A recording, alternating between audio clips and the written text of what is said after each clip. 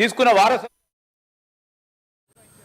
చెప్పండి రామ్మోహన్ గారు. శ్రీధర్ బాబు గారు అడిగారు, సీతక్క గారు చెప్తున్నారు, వేల కోట్లు మీరు సంపాదించుకొని ఈ రోజున 270 కోట్ల రూపాయలు బకాయిలు పెట్టుకుని ఉన్నాయని చెప్పి ఈ రోజున సర్పంచులు వాళ్ళ మీద పెట్టి ఇప్పుడు వచ్చిన ప్రభుత్వం మీద బదనాం చేస్తున్నారు, మాట్లాడుతున్నారు. మరి అది నిజం కాదా చెప్పండి మీరు.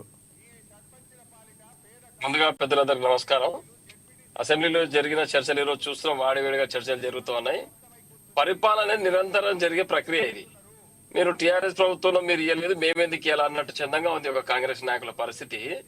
కాబట్టి ప్రభుత్వం ఇచ్చిన నిధుల నుంచి అక్కడ సర్పంచులు గ్రామాల్లో అభివృద్ధి పనులు చేసి ఆ డబ్బులు ఖర్చు పెట్టి దానికి సంబంధించిన బిల్లులు ఇంకా పెండింగ్ లో ఉన్నాయి. కాబట్టి బిల్లులు అవును సార్, బిల్లులు పెండింగ్ ఏ సంవత్సరం నుంచి ఉన్నాయి రామ్మోహన్ గారు?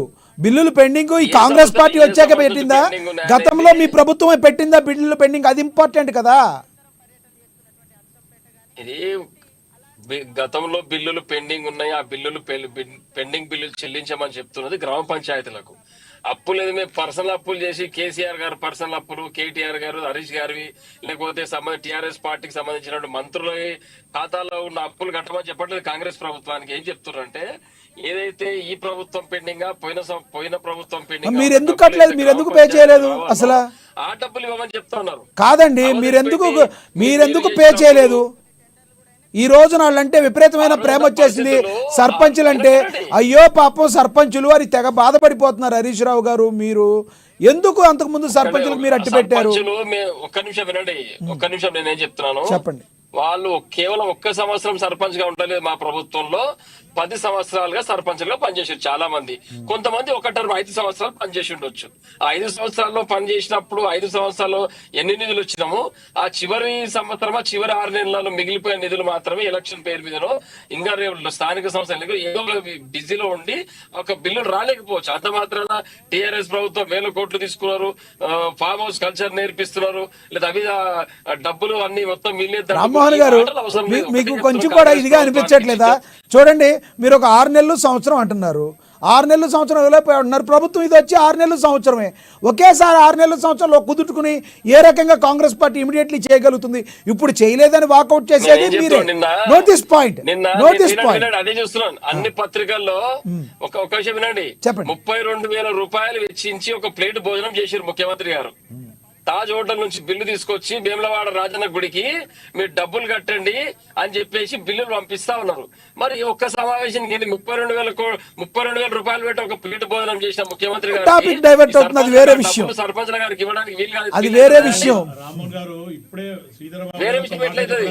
ఎప్పుడైతే ఖజానాలో డబ్బులు ఉన్నప్పుడు కోట్లు ప్రతి నెల మేము ఇస్తున్నాము అనే రకంగా మాట్లాడడం జరిగింది. మీరు మళ్ళా గత ప్రభుత్వం చేసిన తప్పుల గురించి మీరు ఒక్కసారి చెప్పండి. ఈ రోజు హరీష్ రావు పారిపోవడం గానీ, ఈ రోజు సౌతి తల్లి ప్రేమ చూపించడం ఎందుకు? మీరు చేసిన తప్పును ముందు మీరు రెక్టిఫై చేయండి. మీరు గతంలో ఏదైతే సర్పంచులకు తప్పు చేసామని ఒప్పుకోండి ముందు.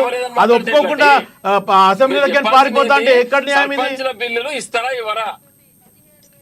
ఒకటే మాట చెప్పండి, సర్పంచుల బిల్లులు ఇస్తారా? ఇది మాట్లాడమంటే రామ్మోహన్ గారు, సర్పంచుల బిల్లులు మీరు ఇవ్వలేదు అనేది ఓపెన్ గా సీతక్క గారు కానీ శ్రీధర్ బాబు గారు కానీ ఓపెన్ గా చెప్పడం జరిగింది. మళ్ళా మీరు 6 నెలలు అని అంటున్నారు. 10 సంవత్సరాల నుంచి సర్పంచులను వేధింపులు చేసిండ్రు.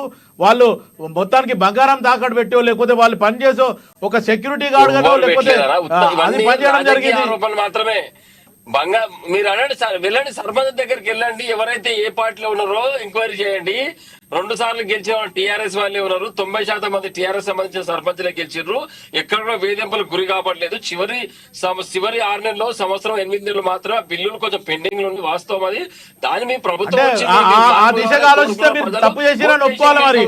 ఎందుకంటే మీ హరీష్ రావు చెప్తున్నాడు కదా మాట, కాంగ్రెస్ మీద నెపం వేసి పక్కన వెళ్ళిపోతుడు. ఇప్పుడు హరీష్ రావు ఒక మాట మీరు ఒప్పుకున్నట్టు ఒప్పుకోవాలా? ఏమని? మా నుంచి తప్పు జరిగింది, సంవత్సరము మేము సర్పంచులకు బడ్జెట్ కేటాయింపులు చేయలేదు, ఇవ్వలేదని ఒప్పుకోవాలి అది. ఎందుకంటే ఈరోజు సర్పంచులకు ఇబ్బంది పరంగా అవుతుంది, వాళ్ళు ఆత్మహత్యలు చేసుకోవడం జరిగింది.